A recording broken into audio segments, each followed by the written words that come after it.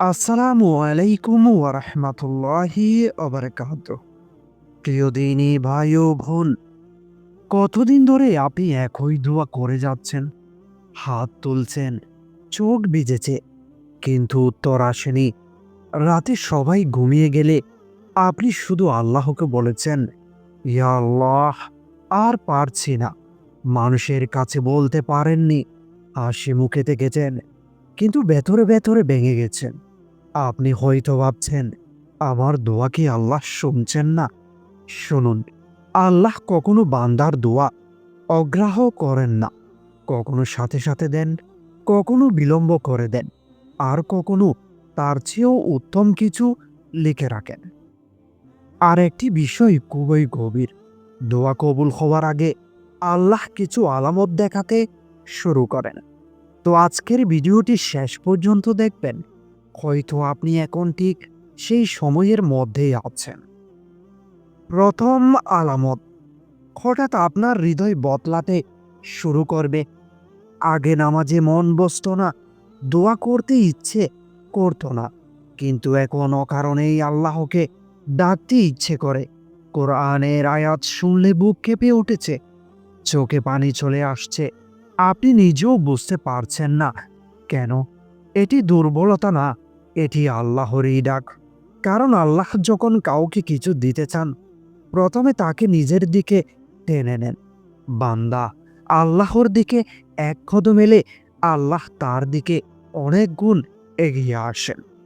তাই যদি আজকাল ছোট ছোট বিষয়েও আপনার চোখ ভিজে যায়, জেনে রাখুন, আপনার দোয়া আল্লাহর দরবারে পৌঁছে গেছে। হঠাৎ করে আপনি খেয়াল করছেন সবকিছু আগের মতোই আছে, সমস্যা এখনো আছে, দুশ্চিন্তাও পুরোপুরি শেষ হয়নি, তবুও বুকের ভেতর এক ধরনের অজানা শান্তি কাজ করছে। যেই বিষয়গুলো নিয়ে আপনি রাতে ঘুমাতে পারতেন না, আজ সেগুলো মনে হলেও ভেতরে তেমন অস্থিরতা নেই। এটি সাধারণ কোনো অনুভূতি নয়। অনেক সময় আল্লাহ দোয়া কবুলের আগে বান্দার অন্তরে সাকিনা নাজিল করেন, একটি নিশ্চিত অনুভূতি, যেন তিনি বলছেন, চিন্তা করো না, আমি শুনেছি। যখন অশান্ত পরিস্থিতির মাঝেও হৃদয় শান্ত হতে শুরু করে, এটি বড় ইশারা হতে পারে যে আপনার অপেক্ষা বিতা যায়নি। দ্বিতীয় আলামত, গুনাহ থেকে অকারণে দূরে সরে যাওয়া। আপনি নিজেই বদলাতে শুরু করবেন। আগে যেই গুণাগুলো স্বাভাবিক মনে হতো, এখন সেগুলো করতে গেলে ভেতরে অস্বস্তি লাগে। কিছু দেখলে মন আর আগের মতো আনন্দ পায় না। আরাম জিনিস থেকে নিজে নিজেই দূরে সরে যাচ্ছেন। কেউ আপনাকে জোর করেনি, কেউ চাপ দেয়নি, তবু আপনি বদলে যাচ্ছেন। এটি আপনার শক্তি না, এটি হিদায়েতের শুরু। কারণ আল্লাহ বড় নিয়ামত দেওয়ার আগে বান্দাকে পরিষ্কার করে। যেই হৃদয়ে গুনাহ জমে থাকে, সেখানে রহমত নেমে আসে না। তাই আল্লাহ আপনাকে প্রস্তুত করছেন। আগে হয়তো আপনি নিয়মিত দোয়া করতেন না, কিন্তু হঠাৎ করে দেখছেন আপনি বারবার সিজদায় যাচ্ছেন, মন খুলে কাঁদছেন, নিজের বাসায় কথা বলছেন আল্লাহর সাথে। এমনকি ছোট ছোট বিষয়ের দোয়া করতেও ইচ্ছে করছে। অনেক সময় আল্লাহ কোনো দোয়া কবুল করার আগে সেই দোয়ার প্রতি বান্দার অন্তরে বিশেষ টান সৃষ্টি করেন, যেন তিনি নিজেই আপনাকে ডাকছেন, আরও বলুন, আরও চাও, আমি দিতে চাই। দোয়ার প্রতি এই আকর্ষণ নিজেই এক রহমতের আলামত। তৃতীয় আলামত, হঠাৎ পরীক্ষার চাপ বেড়ে যাওয়া। সমস্যা হঠাৎ বেড়ে যাচ্ছে, যেখানে সব ঠিক হচ্ছিল হঠাৎ সব উল্টে যাবে। মানুষ বদলে যাবে, পরিকল্পনা ভেঙে যাবে, মন ভেঙে যাবে। আপনি ভাববেন, এত দোয়া করছি, তারপরেও কেন এমন হচ্ছে? কিন্তু বুঝে রাখুন, এটি শাস্তি না, এটি নির্বাচন। পরীক্ষা ছাড়া পুরস্কার আসে না। আল্লাহ যখন দোয়া কবুল করতে চান, প্রথমে বান্দার ধৈর্যকে উঁচু করেন। কারণ আপনি যা চাইছিলেন তার জন্য আপনাকে তৈরি করা হচ্ছে। আপনি হয়তো ভাবছেন, আর সহ্য হচ্ছে না, চেষ্টা করছেন, কেঁদেছেন, হাল ছাড়ার কাছাকাছিও চলে গেছেন। কিন্তু ইতিহাস বলে আল্লাহর সাহায্য অনেক সময় আসে ঠিক তখনই, যখন বান্দা মনে করে সবই শেষ। কষ্টের শেষ সীমায় পৌঁছানো মানে অনেক সময় পুরস্কারের দরজায় দাঁড়িয়ে থাকা। কারণ আল্লাহ কখনো বান্দাকে সীমার বাইরে কষ্ট দেন না। যখন মনে হবে এবার ভেঙে পড়বে, হয়তো ঠিক তখনই দোয়া কবুলের সময় ঘনিয়ে এসেছে। চতুর্থ আলামত, অদৃশ্য সাহায্য পাওয়া। হঠাৎ অপ্রত্যাশিত সাহায্য পাবেন। যেখানে কোনো রাস্তা ছিল না, সেখানে রাস্তা তৈরি হবে। হঠাৎ কেউ সাহায্য করবে, হঠাৎ কাজ তৈরি হবে, হঠাৎ কেউ একটি সুযোগ চলে আসবে, আপনি বুঝতেই পারবেন এটি শুধু কাকতালীয় না। কারণ আল্লাহ যখন বলেন হও, তখনই অসম্ভবও সম্ভব হয়ে যায়।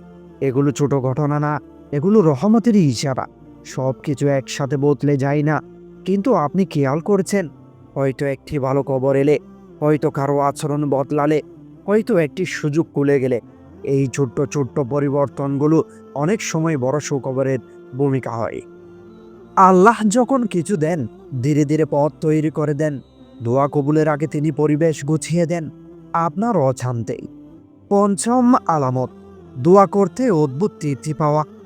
দোয়া করতেই ভালো লাগবে, আগে তাড়াতাড়ি শেষ করতে চাইতেন, এখন দীর্ঘ সময় কথা বলতে ইচ্ছে করে। আপনি শুধু চাইছেন না, আপনি আল্লাহর সাথে কথা বলেছেন। এটি খুব বড় আলামত, কারণ আল্লাহ যখন দোয়া কবুল করতে চান, তিনি বান্দাকে দোয়ার স্বাদ দেন, যাতে তিনি ফিরিয়ে দেবেন। তাকে এতবার ডাকতে দিতেন না। সব শক্তি, সব যুক্তি, সব পরিস্থিতি আপনার বিপক্ষে, তবুও ভেতরে একটি কণ্ঠ বলছে হয়তো ভালো কিছু হবে।